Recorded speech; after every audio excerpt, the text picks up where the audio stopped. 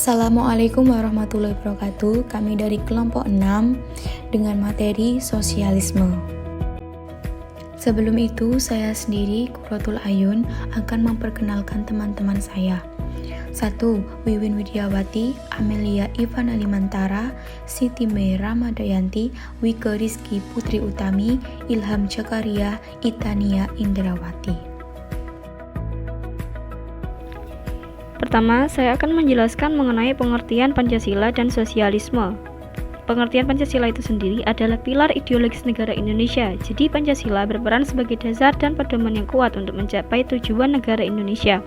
Sedangkan sosialisme adalah paham yang dibentuk dengan tujuan untuk memakmurkan masyarakat yang kolektif dan produktif dengan membatasi milik perseorangan. Next, pengertian ideologi sosialisme menurut para ahli. Yang pertama, menurut Gerald Brontal, mendefinisikan sosialisme merupakan suatu teori ekonomi dan politik yang menekankan pentingnya peranan komersial dan pemerintah dalam menguasai alat-alat produksi dan distribusi barang. Selanjutnya, menurut Teuku Meirudi, menyatakan bahwa sosialisme merupakan paham yang mementingkan kepentingan bersama daripada kepentingan individualis. Yang terakhir, menurut Sultan Syahril Dalam Anwar, mendefinisikan sosialisme adalah suatu gerakan yang digunakan untuk mencari keadilan di dalam sebuah tatanan kemasyarakatan. Dari beberapa pendapat di atas, dapat disimpulkan bahwa ideologi sosial atau sosialisme merupakan sebuah ideologi yang mengutamakan kepentingan bersama dalam bersamaan, serta kesamaan dalam menjalani sebuah kehidupan demi terwujudnya kerukunan dan kemakmuran rakyat. Persamaan sosialis adalah konsekuensi logis dari keprihatinan terhadap suatu kemiskinan. Yang selanjutnya akan dijelaskan oleh Siti Mei, dipersilahkan. Sejarah ideologi sosialisme. Sosialisme muncul sebagai paham ekonomi dan kemasyarakatan pada akhir abad ke-18 dan awal abad ke-19 Masehi di Eropa.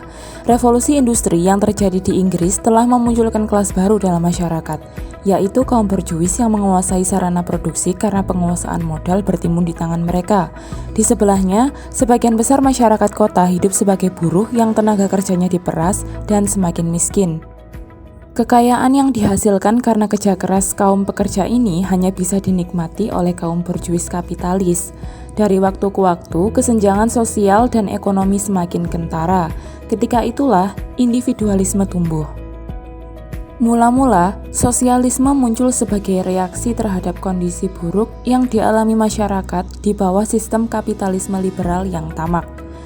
Kondisi buruk terutama dialami kaum pekerja atau buruh yang bekerja di pabrik-pabrik dan pusat-pusat sarana produksi dan transportasi. Sejumlah kaum cendekiawan muncul untuk membela hak-hak kaum buruh dan menyerukan persamaan hak bagi semua lapisan, golongan, dan kelas masyarakat dalam menikmati kesejahteraan, kekayaan, dan kemakmuran. Mereka menginginkan pembagian keadilan dalam ekonomi. Pada akhir abad ke-19, sosialisme mulai mendapat penerimaan luas di Eropa. Hal ini disebabkan karena mereka tidak hanya melontarkan ide-ide dan mengembangkan wacana di kalangan intelektual dan kelas menengah, tetapi juga terutama karena mengorganisir gerakan-gerakan bawah tanah yang radikal dan bahkan revolusioner. Saya Amelia Ivana Limantara akan menjelaskan tentang ciri-ciri ideologi sosialisme. Berikut ini beberapa ciri-ciri ideologi sosialisme. 1. Mementingkan kekuasaan dan kepentingan negara. 2. Tidak ada kelas kaya dan miskin ataupun kelas majikan dan buruh, sebab semua sama. 3. Mencita-citakan masyarakat yang di dalamnya dapat bekerja sama dan solidaritas dengan hak-hak yang sama. 4. Hak milik pribadi atas alat-alat produksi mesin diakui secara terbatas. 5. Mencapai kesejahteraan dengan cara damai dan demokratis. Saya Qurratul Ayun akan menjelaskan contoh sosialisme. 1. Terciptanya kebebasan di masyarakat namun tetap dalam batasan yakin bebas dengan syarat mampu bertanggung jawab. 2. Terciptanya keadaan masyarakat yang beragam dan heterogen mulai dari arti suku, agama, makna ras, golongan, serta unsur budaya. 3. Terjaminnya hak asasi manusia. 4. Diberlakukannya pemilihan umum guna menentukan pemimpin oleh rakyat. 5. Berkembangnya perekonomian yang mendukung usaha pribadi sebab mengakui kepemilikan pribadi. Kelebihan dan kekurangan ideologi sosialisme. Meskipun tujuannya adalah pemerataan kesejahteraan, namun paham sosialisme ini juga memiliki kelebihan dan kelemahannya. Kelebihan ideologi sosialisme. 1. Rasa solidaritas dan rasa kebersamaan dalam gotong royong yang sangat tinggi antar rakyat. 2. Adanya pemerataan sosial sehingga tidak terjadi kesenjangan antara kaum budak dan majikan. 3. Dalam menyelesaikan setiap masalah dengan cara demokratis dan musyawarah. 4. Paham sosialisme selalu ada keinginan menciptakan masyarakat sosialis dengan kejernihan dan kejelasan argumen, bukan dengan cara-cara kekerasan dan revolusi. Kekurangan ideologi sosialisme. Paham ini tidak selaras dengan kodrat manusia yang selalu ingin lebih dan tidak puas dalam melakukan sesuatu. Paham sosialisme membatasi kreativitas dan pengembangan diri karena paham ini mementingkan kebersamaan dan gotong royong, sehingga tidak ada waktu untuk setiap individu untuk berkembang. Karena adanya solidaritas yang tinggi tersebut, terkadang hak asasi manusia diabaikan demi kepentingan bersama. Saya Itania Indrawati akan menjelaskan tentang tujuan dan fungsi ideologi sosialisme.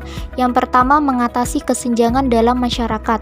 Tujuan pembangunan nasional di negara sosialis disusun agar kehidupan ekonomi masyarakat bisa sama rata tanpa ada kesenjangan. Negara akan membagi kekayaan sama rata untuk seluruh warga negara. Dengan demikian, tidak ada warga negara yang kaya dan yang miskin. Semuanya akan mendapatkan kehidupan ekonomi yang sama. Yang kedua, membatasi hak milik pribadi. Tujuan dan fungsi ideologi sosialisme berikutnya adalah membatasi hak milik pribadi. Di dalam sosialisme, semua sumber produksi menjadi milik negara. Jika negara yang menguasai semua sumber, alat, dan sarana produksi, maka pemerintah lebih bisa mengontrol keadaan ekonomi. Semua warga negara akan memperoleh kehidupan dan kekayaan ekonomi yang sama. Yang ketiga, menciptakan masyarakat yang solid dan bekerja sama. Tujuan dan fungsi ideologi sosialisme diterapkan di suatu negara juga untuk membentuk masyarakat yang solid dan saling bekerja sama. Dengan adanya ideologi sosialisme, masyarakat akan bekerja untuk pemerintah dalam bidang-bidang yang sudah dibagi. Masyarakat akan melakukan tugas dan fungsi yang sama. Yang keempat, menjaga kesejahteraan damai dan demokratis. Jika semua masyarakat hidup dalam keadilan ekonomi, hukum, sosial, dan politik, maka diharapkan kehidupan di negara tersebut dapat berjalan dengan adil. Ini merupakan tujuan dan fungsi ideologi sosialisme yang diterapkan di negara-negara dunia. Selanjutnya, saya akan menjelaskan tentang ciri-ciri ideologi Pancasila. 1. Berasal dari falsafah masyarakat. Pancasila adalah ideologi yang mempunyai pandangan hidup atau idealisme, tujuan, dan cita-cita masyarakat Indonesia yang berasal dari kekayaan rohani, moral, dan budaya masyarakat sendiri, bukan konsep yang dibuat-buat untuk masyarakat. 2. Berdasar ketuhanan yang Maha Esa. Meskipun mengakui beberapa agama, ideologi Pancasila percaya pada konsep Tuhan yang Maha Esa. Dengan mempercayai ketuhanan yang Maha Esa, negara Indonesia yang berpegang pada ideologi Pancasila melarang adanya paham ateis di Indonesia. 3. Demokratis. Pemerintahan yang berdasar ideologi Pancasila adalah pemerintahan yang berdasar persetujuan rakyat. Demokratis sendiri berarti bahwa pemerintahan Indonesia memiliki sifat demokrasi. 4. Berdasar hukum. Negara yang berdasar ideologi Pancasila adalah negara yang berdasar hukum. Negara hukum bisa diartikan sebagai negara yang penyelenggaraan kekuasaan pemerintahannya berdasar pada hukum. Kekuasaan pemerintah berdasar pada kedaulatan atau supremasi hukum dan bertujuan untuk menjalankan ketertiban hukum. 5. Kreatif dan dinamis. Ideologi ini mempunyai tekad untuk secara kreatif dan dinamis mencapai tujuan nasional. Oleh karena itu, bangsa Indonesia menggunakan Pancasila sebagai pedoman untuk mencapai tujuan nasional. 6. Berdasar pengalaman sejarah bangsa. Bangsa Indonesia mempunyai sejarah yang panjang untuk menjadi sebuah bangsa yang diakui dunia. Berdasarkan pengalaman sejarah itulah Pancasila dijadikan ideologi yang akan mendasari berdirinya sebuah bangsa yang kokoh. Saya Ilham Zakaria akan menjelaskan kesimpulan dari kelompok kami. Sosialisme adalah ideologi yang mengutamakan kepentingan bersama dalam menjalani kehidupan guna terciptanya kemakmuran. Ideologi ini dibentuk dengan tujuan memakmurkan masyarakat yang kolektif dan produktif dengan pembatasan hak milik perseorangan. Dalam ideologi ini, rasa solidaritas sangatlah tinggi. Pemerataan sosial, demokrasi, dan musyawarah terus berkembang dan dilakukan. Namun, ideologi ini bertentangan dengan kodrat manusia yang selalu ingin lebih. Paham ini membatasi kreativitas setiap individu dan terkadang hak asasi manusia diabaikan demi terwujudnya kepentingan bersama. Lain halnya dengan ideologi Pancasila yang berasal dari buah pemikiran yang beragam. Paham Pancasila menyeimbangkan antara demokratisme dan sosialisme sehingga dapat diterima oleh siapa saja. Ideologi ini juga mengupayakan keseimbangan dalam masyarakat tanpa adanya monopoli dan perbedaan strata. Demikian akhir presentasi dari kelompok 6. Semoga bermanfaat untuk kita semua. Terima kasih.